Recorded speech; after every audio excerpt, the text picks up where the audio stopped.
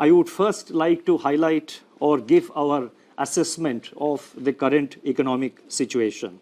Since March 27, 2020, when I spoke to you last, the macroeconomic and financial landscape has deteriorated precipitously in some areas, but light still shines through bravely in some others. On April 14, the IMF released its global growth projections, revealing that in 2020, global economy is expected to plunge into the worst recession since the Great Depression, far worse than what had happened during the global financial crisis.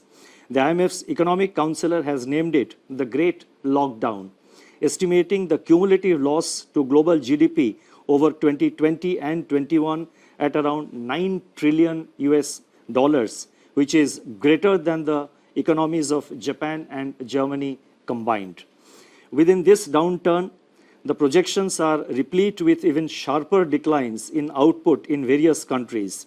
India is among the handful of countries that is projected to cling on somewhat tenuously to positive growth at 1.9%. In fact, this is the highest growth rate among the G20 economies as estimated by the IMF. The World Trade Organization sees world merchandise trade contracting by as much as 13 to 32%. I repeat, 13 to 32% in 2020. Global financial markets remain volatile and emerging market economies are grappling with capital flows and volatile exchange rates. Crude oil prices remain in a state of flux despite the agreement on production cuts by OPEC Plus countries.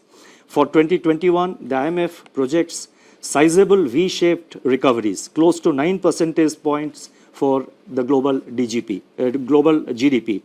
India is expected to post a sharp turnaround and resume its pre-COVID, pre-slowdown trajectory by growing at 7.4% in 2021-22. Over the last 3 weeks, there have been a few data releases on domestic developments, but they are too disjointed to allow a comprehensive assessment of the state of economy. Yet, there are a few slivers of brightness among the encircling gloom. In my statement of March 27, I had referred to continuing resilience of agriculture and allied activities on the back of all-time highs in production of food grains and horticulture, with huge buffer stocks of rice and wheat far in excess of the buffer norms.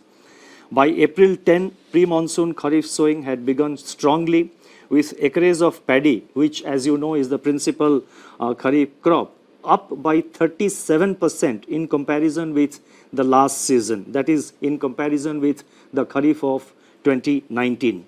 States such as West Bengal, Telangana, Odisha, Assam, Karnataka and Chhattisgarh are leading in sowing activity despite the lockdown. On April 15, the India Meteorological Department, IMD, forecast a normal southwest monsoon for 2020 season, with rainfall expected to be 100% of the long period average. These are early developments and they bode well for our rural demand. In other production sectors, the situation is more somber. On April 9, the Index of Industrial Production for February was released, showing that industrial output accelerated to its highest rate in 7 months. The impact of COVID-19 is not yet captured in these prints. So therefore, there is no reason to get misled by the IIP data which was released up to February, because the impact of COVID-19 comes thereafter.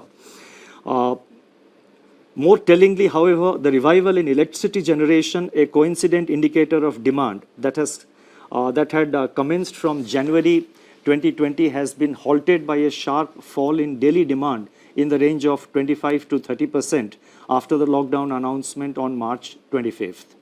Automobile production and sales, port freight traffic declined sharply in March, as recently released data indicates. The Manufacturing Purchasing Managers Index, that is PMI for March 2020, which was released on April 2, was the lowest in last 4 months. Notably, suppliers' delivery time lengthened for the first time in 5 months, indicating supply disruptions. The April 6 release showed that services PMI declined into contraction in March 2020, pulled down by a sharp downturn in export business, new domestic orders and employment. In the external sector, the contraction in exports in March 2020 at minus 34.6% has turned out to be much more severe than during the global financial crisis. However, amidst all this, the level of foreign exchange reserves which we have continue to be robust at US dollar 476.5 billion on April 10th, equivalent to 11.8 months of imports. Our data show that there was no downtime of internet or mobile banking. On an average, ATM operations stood at 91% of the full capacity. The average availability of business correspondents is over 80%. Regional offices of RBI have supplied fresh currency of rupees 1,20,000 crores from March 1 till April 14th to currency chests across the country to meet increased demand for currency in the wake of COVID-19 pandemic. Financial conditions have eased considerably as reflected in the spreads on money and bond market instruments. Moreover, activity in the corporate bond market has picked up appreciably with several corporates making new issuances.